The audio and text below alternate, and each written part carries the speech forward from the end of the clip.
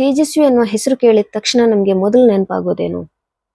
Mandanna, para, Angadi, ಗೋನ್ಕೆ Suresh, Rafi, ಜಯಂತಿ, ಕೃಷ್ಣೇಗೌಡ, ಅವನ ಆನೆ, ದಾನಮ್ಮ, ಅಯ್ಯಂಗಾರಿ, ಮುಸ್ತಫಾ ಮುಂತಾದ ಪವರ್ಫುಲ್ ಪಾತ್ರಗಳು. ಅದರ ಬೆನ್ನ ಹಿಂದೆನೆ ಜುಗಾರಿ ಕ್ರಾಸು, ಕರುವಾಲು, ಚಿದಂಬರ ರಹಸ್ಯ, ಕಾಡು ಮತ್ತು ಕ್ರೌರ್ಯದಂತಹ ಕಾದಂಬರಿಗಳು, ಕಿರಗೂರಿನ ಗಯ್ಯಾಳಿಗಳು, ಅಬಚೂರಿನ ಪೋಸ್ಟ್ ಆಫೀಸ್ನಂತಹ ಕಥಾ ಸಂಕಲನಗಳು, ಮಿಲೇನಿಯಂ ಸೀರೀಸ್ನ 16 ಪುಸ್ತಕಗಳು, ಪ್ಯಾಪಿಲಾನ್ ಸೀರೀಸು, ಫ್ಲೈಯಿಂಗ್ ಸಾಸರ್ಸು, ಮಿಸ್ಸಿಂಗ್ ಲಿಂಕ್ನಂತಹ ವಿಜ್ಞಾನಕ್ಕೆ ಸಂಬಂಧಪಟ್ಟಂತಹ ಪುಸ್ತಕಗಳು, ಆತ್ಮಕಥಾ ಪ್ರಾಕಾರಕ್ಕೆ ಹೊಸದಾದ ಹರವನ್ನ ಮತ್ತು ವಿಸ್ತಾರವನ್ನ ತಂದುಕೊಟ್ಟಂತಹ ಅಣ್ಣನ ನೆನಪುಗಳು ಪುಸ್ತಕ, ಪರಿಸರದ ಕತೆ. ಹೀಗೆ ತೇಜಸ್ವಿ ಅವರ ಕೃತಿಗಳು ಕನ್ನಡದ ಸಾಹಿತ್ಯದ ದಿಕ್ಕನ್ನ ವಿಸ್ತರಿಸಿದಂಥವು. ಒಂದು ರೀತಿಯಲ್ಲಿ ಪ್ರತಿ ಕಾಲದ ಹೊಸ ತಲೆಮಾರನ್ನು ಕನ್ನಡದ ಸಾಹಿತ್ಯದ ಹತ್ತಿರ ತಂದವರೇ ತೇಜಸ್ವಿ ಅಂತಾನೂ ಹೇಳ್ಬೋದು. ಅವರ ಕಾದಂಬರಿಗಳು ಮತ್ತು ಕಥೆಗಳು ಹೆಚ್ಚು ಪ್ರಸಿದ್ಧಿಯಾದ ಕಾರಣ ಅಥವಾ ಅವರು ಕವಿತೆಗಳ ಕಡೆಗೆ ಹೆಚ್ಚು ಗಮನವನ್ನು ಕೊಡದೇ ಇರುವ ಕಾರಣ ಅವರ ಕವಿತೆಗಳು ಬಹುತೇಕ ಅಜ್ಞಾತವಾಗಿಯೇ ಉಳಿದಿದೆ. ಸುಮಾರು 2 ವರ್ಷಗಳ ಹಿಂದಿನವರೆಗೂ ಅವರು ಕವಿತೆಗಳನ್ನು ಬರೆದಿದ್ದಾರೆ ಅನ್ನೋದು ನನಗೂ ಕೂಡ ಗೊತ್ತಿರಲಿಲ್ಲ.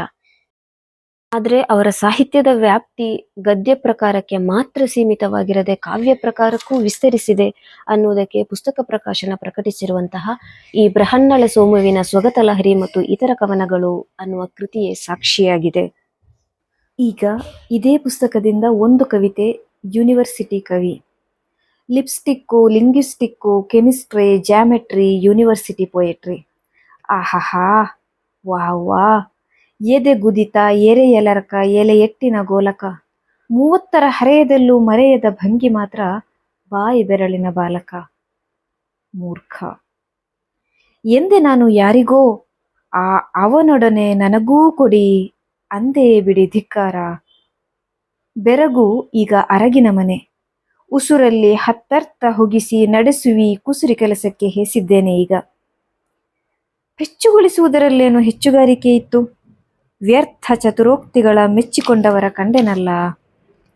ಕೀಲುಗೊಂಬೆಯ ಪಕ್ಕ ಸಜೀವ ಕವನಕ್ಕೆ ನಾಡಿಯಾಡುವ ಜಾಡ ನೋಡಬಲ್ಲ ಬಲ್ಲಿದ ಮಾತ್ರ ಸಿಕ್ಕಲಿಲ್ಲ. ಪಂಚೇಂದ್ರಿಯ ಗ್ರಸ್ತ ನಗು, ಹಾಸ, ಕೋಪ, ತಾಪ, ಪ್ರವೀಣ ಸ್ಥಿಮಿತ ಚಿತ್ತ. ಧನ್ಯವಾದಗಳು.